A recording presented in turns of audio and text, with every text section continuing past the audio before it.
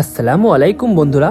আজ পবিত্র ঈদুল আজহা সবার জীবনে অনেক আনন্দ আর খুশি নিয়ে আসে। এই দিনটা ইসলাম ধর্মের একটি ঐতিহ্যপূর্ণ ও গুরুত্বপূর্ণ দিন। এই ঈদ, এই দিনের আনন্দ অন্য সব দিনের আনন্দ থেকে একদমই আলাদা। যদিও কারোর সাথে রাগ থাকে, অভিমান থেকেও থাকে, আজকের দিনে সব ভুলে বন্ধুত্বের হাত বাড়িয়ে দেওয়া উচিত। আজ দুঃখের দিন না, আজ শুধু খুশির দিন। সকালে বার হয়ে গেলাম ঈদুল আজহারের 2 রাকাত নামাজ পড়তে, আর টাইম ছিল 7:30 তাই নতুন পাঞ্জাবি পরে মসজিদের দিকে রওনা দিলাম।